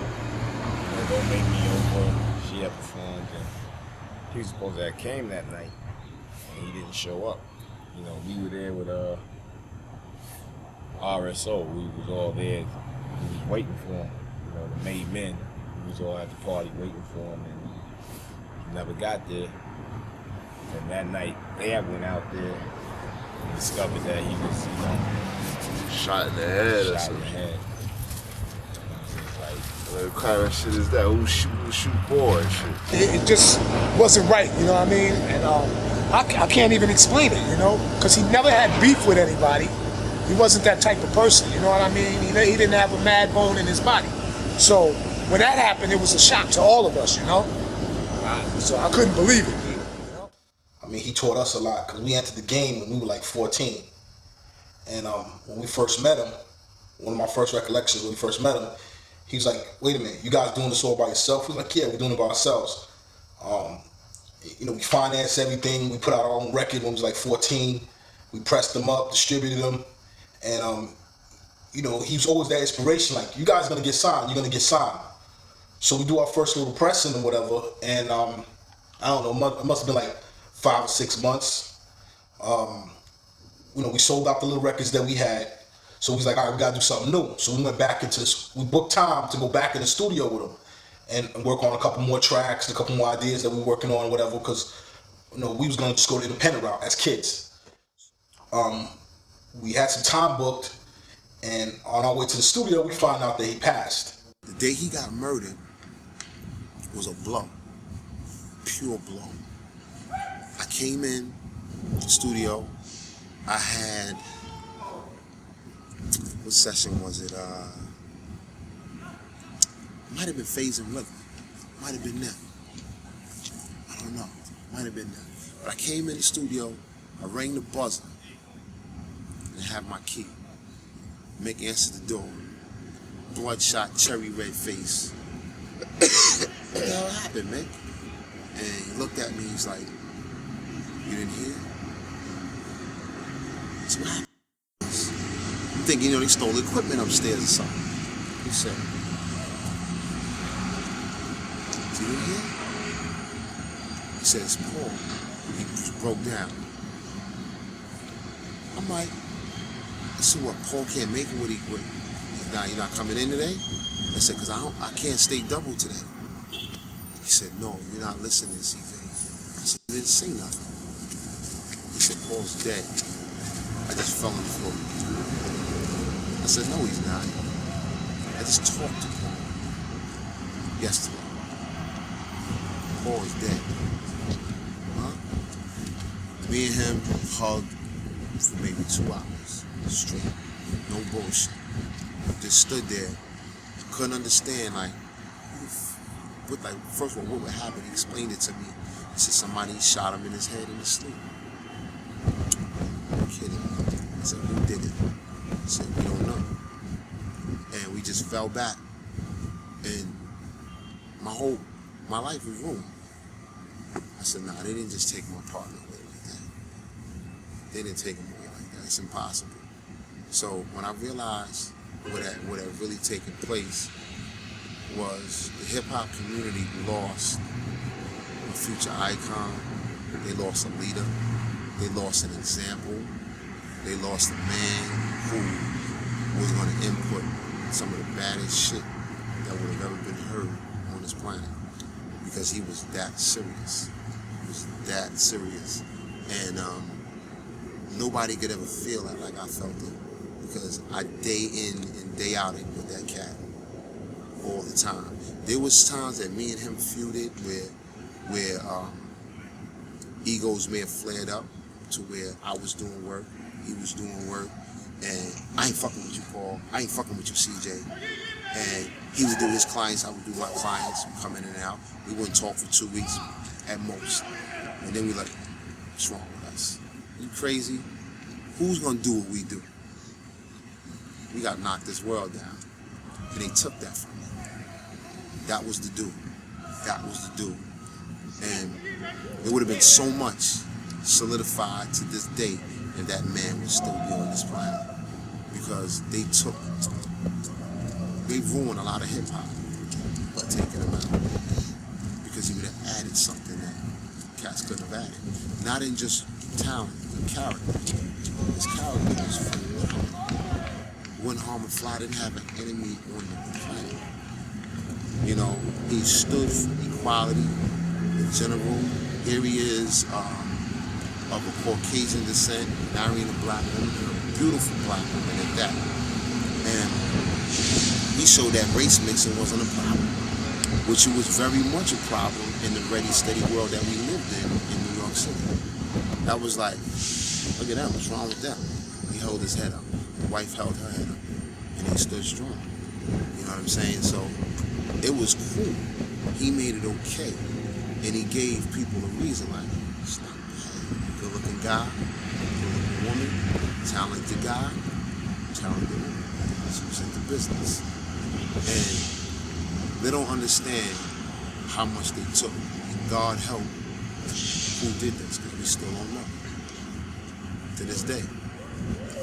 Detectives have looked and looked and looked and searched. They've questioned and questioned, came up blank. So they eventually forgot about it. The only ones who remember that are his true people. We gotta live with that till the day we die. You know, I still pull out discs that me and him did. Got his handwriting and my handwriting. I still pull out pictures of myself. I won't let anybody see them because they sacred pictures. But on the same token, that's what holds me tight to that cat, because we help mold each other. We help put each other together. He helped me, I helped him. I gave him what he didn't have, he gave me what I didn't have. We're two pieces apart, and we were gonna run this planet. It's in our mind, that was in our mind, we were gonna run this planet. Hip hop is ours. And at that time, people were scared to do what we were doing with music. We were taking ordinary tracks and making them into stuff that they weren't from the beginning. And I don't care what anybody says. I don't care what any of these characters say. I created and I did this, that, and the third. We had proof in the pudding. We did it. What was snatched from a lot of Paul and myself's work was credit. You know, but the artists knew. When they come and they see us, they pay the homage. And to this day, I collect both of our homage because of the stuff that we did in 1212. That's why that place is so legendary in my mind. And I'm determined one day to let the world understand that what they don't know about. What they're going to find out in the future is something that they need to study. If they want to get back to some of that essence, they need to listen to some of the things that we're saying. That way, they can go from point A to point B and not miss a step. Because we covered every ground, every basis of whatever it was. And that man was the epitome of that. Strictly the epitome of that. And, you know, every day I think about it, it's just amazing to me what was lost. The police even questioned me because, coincidentally, Sleeping Bag Records told me, well, me and Johnny Quest went down to Sleeping Bag Records to see if we could get an advance or whatever. They denied us our advance because they said, Paul C said, we owe 1212 $16,000 on recording. Now, I knew that was a bunch of bullcrap coming from Sleeping Bag because Paul C let us do the studio time for free. But, you know, little slip of the tongue out of anger, I said, oh, Paul said that? Paul said that? I'm a killer. You know, out of anger. And maybe 2 weeks later, you know, they found him dead. You know what I mean? It's fucked up. We'll always meet up on a Sunday, like every other Sunday within the month. Like one Sunday out of the month, we'll go beach shopping together. You know, so we used to do that. We'll go ride around the city with his little car and shit. And we'll go beach shopping. So that was like our little daily routine once in a while. And then other than that, I used to kick it in his house. With, you know, me, him, his wifey and everything. We used to chill, cook spaghetti, you know, talk about some stuff and things like that, nature, regular life things, and just talk about music and what we was trying to do and what we was trying to obtain. Because I know he was busy with us. He was busy with Eric D and Rakim also, you know, dealing with their album, the Rhythm Hit 'Em album. And then an untimely situation happened with some situation. He finished the record with Soup and Rud, and then that single was supposed to come out with Electra or whatever. It came out, and it did what it had to do, but there was something else going on within them that was kind of internal, which I don't really know about, but I didn't really entertain. So it was a simple factor of I'm just trying to get to Paul to let him know that we need to finish what we need to take care of because we had some previous work that we were working on and we didn't complete it. So we wanted to finish that particular project that we were on. So when I was trying to contact him about that project, that's when I was finding out about his untimely death and his passing. So that's what really got me, really befuddled me because it made me feel like I just talked to him and it's like I couldn't see him no more. You know, so that really just it left a real blank piece of me that was gone for a minute. I had to really deal with that for a little while, you know, but I got used to understanding what happened. I talked to the detectives and all other stuff. They told me what was going on with the case and all that, things like that nature. But once I talked to Tim, his brother, and the family and everybody else, you know, it was cool. So we have a proper understanding that everything was all right. When I heard that that Paul got killed, we was going to the new music seminar. So, and the thing that really still sticks with me to this day is because I think I was trying to call him all that night. Like I was trying to call him all that night. And the next day I went to the new music seminar, and I was with Fatal. I was with Joe Fatal. So, you know, I'm like, yo, man, yeah, man, because after this, man, I'm gonna go see what's up with Paul, man, see what's good, man. You know, and Fatal was like, nah, yo, you can't see what's up with Paul. Paul is dead. It's like, what? The fuck you talking about? Nah, Paul got killed. Hold the fuck up. What you talking about? Yo, I'm telling you. I'm like, what the fuck? Hold up. Go home. You know, cause I'm like, nah, I rebuked that shit. I ain't even, I don't know what you talking about, man. You know, I go home and I call 1212. I call Mick because I've been calling Paul all night, all day. I'm like, yo, call 1212. I call Mick. I said, yo, Mick, what's up? It's Paul, man. I speak to Paul, please. And Mick just bellowed out, no, you can't speak to Paul. Paul is dead. I was like, oh, shit.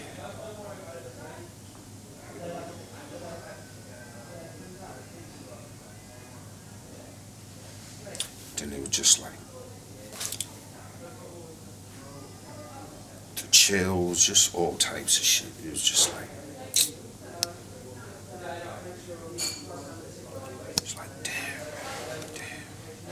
because you know, just in general, I hadn't dealt with death in general in my life really at all. You know what I mean? Like, so, like, death itself was not something, you know what I mean? It was just like, you know, I had like one of my little mans who had passed a little earlier in life. Other than that, I didn't really even know about. So that was just like a double whammy, because it was just like, boom, boom, like, yo, you dealing with this, and you dealing with this is your man, this is your big brother, your mentor, you know what I mean? So it was just like, it was just chilling, man. It was just chilling. Like I didn't know what to do, man. I just tried to reach out, just tried to, you know, at that time it wasn't the technology we have today, so, you know, but I did get to speak to his sister, Patricia. She rolled through. You know, I wound up working on Eric B. and Rakim's project, you know, and Patricia rolled through. You know, she was like, yo,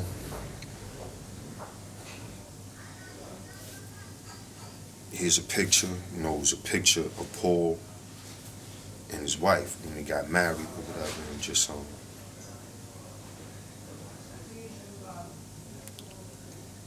and I gave that to Eric B. and Rakim for them, you know, to use for the album cover or whatever. So it was just, you know, that was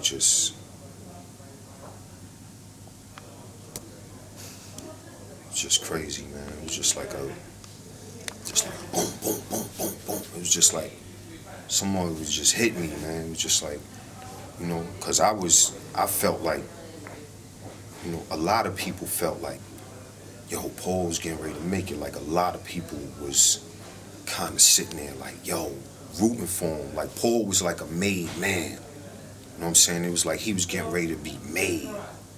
You know, like, he was right there on the cusp of extreme greatness. I was in the Navy. I was just getting out of the Navy. It was 90, like the spring of 90. And my sister had talked to my sister, and she heard the news, and she told me about it. So earlier in last year, the year before, is when all that happened. And I just couldn't believe it, man. Like everybody else was shocked, This is a kid that everybody liked, And I knew him before he was a hip-hop producer. And, being in school and everybody, he had no enemies. I mean, everybody was cool with him, So, yeah, it was just a big shock. And it was a big shame, Man, when we, well, actually, the last time I saw Paul C, we was leaving the studio about 2 o'clock in the morning. And I had just had a fight with somebody, which is out of my character. But somebody pulled me out of that character that night. And me, Super Lover C, and Paul C, Biz, and I think Large Professor was there too. We're all standing outside, and we was just talking. And I had actually broke my hand punching somebody in the face. And we was just sitting there, and Paul was like, man, you hit that guy kind of hard, man. I was like, nah, man, I ain't hit him hard. I said, I should have hit him hard, because look at my hand. My hand is swollen. I didn't know how bad it was broke. And we was sitting there laughing about that. And I told Paul we was going to be back in, I think that was on a Sunday. And if I'm not mistaken, I think Paul got killed on a Tuesday or Wednesday, somewhere like maybe 2 or 3 days after we left him. So I know I was one of the last people that he worked with. And I was getting ready to call him to set up some studio time. And I got the word that he had got killed. And I'm like, Paul? Kill? Who would have killed Paul? Say like I didn't even understand it. People were saying stories and this and that and this. And now, we were sitting there, at first you hear it and you like, wow, like, because I was just at his house that day, that Sunday. Me and him had went and listened to his record collection and was trading records. And early on that day, and then we came back to the studio, we made some tracks, and then we left about 2 in the morning. And when I heard it, I'm like, wow, man, he ain't deserved that, because, he was an overall good dude. You know a good person when you see him. It's like, I couldn't see a bad bone in his body, but, things happen for a reason, for whatever reason that happened. Then you get selfish, like, man, now we can't even finish our album. You know what I mean? Like, man, like we was right there. But, we didn't record another record after. I think we recorded one more record after we left Paul C, and that was called Things Get a Little Easier. And I think that's the last record that we recorded for the album. So we didn't even get it, like I said, we didn't get to make a lot of records with Paul C. We spent a lot of time, we vibed a lot, we talked a lot of records, we put a lot of records to the side that we were gonna work with. And his life was cut short, so it was like, and we was working with him at the time. Rakim was working with him at the time. A couple other people were working with him, like that I knew about at that moment, like because we were all doing our stuff at the same time, and everybody's stuff was coming out funky at that time. So I can honestly say that if he would have lived, hip hop would have been a different. It would have been a different state of hip hop. I know that it would have been a lot of records, a lot of classic records would have came out that people, like groups, because I know that if we feeling that way, imagine how Ultramagnetic felt. You know what I mean? Imagine how Organized Konfusion and all of those guys felt. Pharaoh Monch is one of the dopest MCs you ever, and they got beats. Pharaoh and them, they had beats too.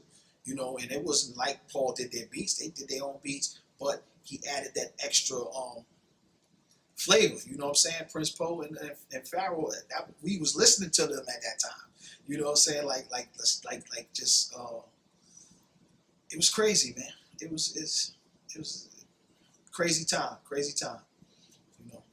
But a lot of that stuff came out later on after he died, and you'll see his body of work was crazy. When Paul got killed, really hit me hard. It really pissed me off to the point of anger that I never really felt before in my entire lifetime. I didn't know what to do with that anger. I didn't know how to get rid of it, because I lost a friend, and at the same time, you know, it felt like where we were going in our careers and all of that was ended, and I didn't have any, you know, it was difficult to find an answer to why that would happen in the time, in the fashion that it did. And I just remember just having so much anger about the situation and hate, and just really wanting to go out and fuck somebody up for no apparent reason. Like, just being that mad, like, I didn't know what to do with the anger. I never experienced anything like that. Somebody getting murdered that was that close to me. When Paul passed on, it was, for me, you know, like, I didn't get to connect with him like how Large did, but I connected with him in the studio in terms of when Main Source was working with him. But it was a sad feeling, man, because it was just like, how can somebody, you know, do that to a person that was just so great, and he had no problems or no beef. You know, he was just a good person, you know, so why would somebody really do that, you know, take a life away like that? And, you know, I just don't get it. It's something that was so careless and just wrong to do, you know what I mean? And you know, I think about it from time to time, you know, what if Paul C was here, man? You know what I mean? Like, you know, he would be, you know, like Dre, or, you know, out there like one of these other, you know, big producers and stuff, man. I mean, he had more to give, man, and you know, at that short space of time, it was just like they took him away, you know, from doing what he needed to do.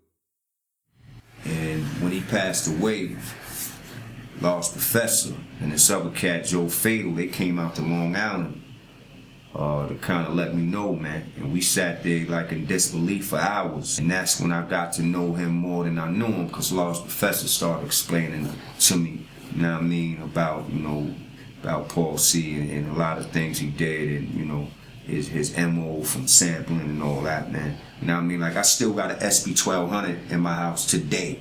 You can go to my house right now. It's an SB1200 in there, because that's what he taught me on. And, you know, that machine is classic within itself, but, you know what I mean? It's like letting my man know I'm still focused, you know what I mean? I got the SB12 in the crib, and to me, that's like a James Brown record. You play a James Brown record, boom, boom, you cut on the SB1200, same feeling, so big up. I fell back in production a long time. I did spurt tracks after he passed. Before then, every day in the studio. Every moment that passed, I was coming up with something. Every moment I got phone calls and I answered the phone calls. Every moment. I still got the phone calls. I didn't answer them. I didn't want it. I didn't want the Rakim project. Project fell in my lap. I didn't want it. Lost Professor was next in line. You take it. I don't want it. Biz project, I don't want it. Because we worked on that together. Don't matter to me. I don't give a shit about the money. I'm gonna make money regardless. And it was just the essence of, I was angry. You know? Let me just keep moving. I'll eventually grow back, and that's what I did. I started growing back. After a while, I stepped away. It was a lot of years that nobody heard from me, and I came back in it, but I've always had that bottled up anxiety of music inside me. And now, the public is starting to see what was bottled up 15 years ago. And that's my new determination, to where it's carrying me, because I'm not doing anything different than I did back in 87, 88, 89, when I was a kid. I'm still a kid at heart, but I'm a grown man in this music business. And now understanding where it came from, where it has evolved to, and where it is right now, I'm gonna take it 360. And if I gotta do it single-handedly, I will. And that's really the key here. And I'm holding this man in my heart to basically understand that he was a prevalent part of what I'm doing now. And that's real. That's as real as it could ever get, because I lived it. I'm not talking from the outside. I'm not talking from someone told me or I was around it. I was it. I was in it with him, you know, and I saw the work that came on his table and my table and conclusively together, and it was monstrous. You know, I never wanted to speak about Paul, you know, because it's like I said, it's not solved. You know what I'm saying? I want it to be solved. Like, who did this? Who did that shit? You know what I'm saying? Who did that shit? Yo, pay, man. You know what I mean? A lot of people, man. A lot of people, man. A lot of good people, man. You know, was hurt by that shit, man. Like, now you could, you know, just, come on, man. That shit ain't right, man. That shit ain't right, you know? And that's one thing with me, like, you know, if there was even any slight bit of prejudice in my, that shit was like, what, are you crazy? Never, you know, and I wasn't, you know, I came up where I lived in Flushing, you know, we had all nationalities, so I didn't have that, you know what I mean? So, but just that alone was just like, you know, I could never be, you know, prejudiced towards anyone, you know what I mean? Because Paul C put me on, you know what I'm saying? So that erased that shit early, you know what I mean? From the start, it was never that, and it was just like, more than ever, it wasn't that. But, you know, a lot of people, man, a lot of people still feel the pain, man, including myself, man. It's just like, you know, and I just wanted to make sure that his legacy, you know, of his goodness, you know, how he put me on, you know, Paul C put me on to all types of things. I just wanted to continue that in his name. That's why my production company, you know, I wanted to name it Paul C Productions, you know, because we had this big thing with the meters. You know, it was Alan Toussaint and Marshall Seahorn, the black guy and the white guy, you know, doing productions, you know, it was always like 2C or C Saint or something like that. It was like, yo, Paul C, you know what I mean? Like, we was both Paul, and, you know, like the Seahorn kind of thing, you know, so, but, nah, man, that,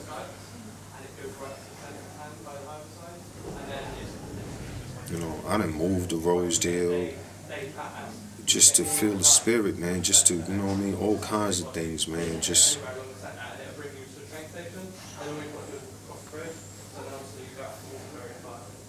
that shit wasn't, nah.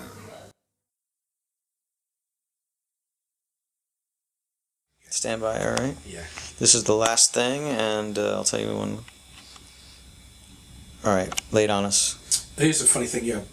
Paul didn't have a middle name. His name was Paul McKASTY, and he was a big Ray Charles fan, so he decided to call himself Paul Charles McKASTY after Ray Charles, and he went from Paul Charles to Paul C, and that became his ultimate name, moniker. He didn't have a middle name, ironically, but he certainly made use of the C. It's a good story.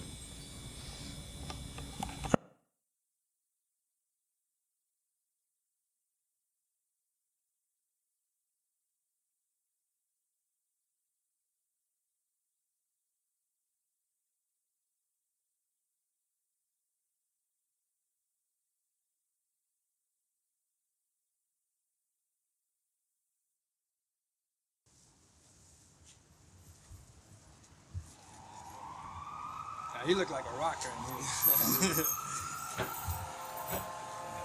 And he used to wear like the jeans, you know, like the patches with the maybe like the tongue from Rolling Stones. Oh, what? Yeah, he's a rocker, you know.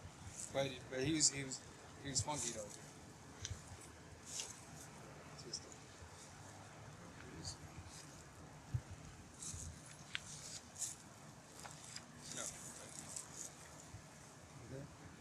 his hair longer there. Wow.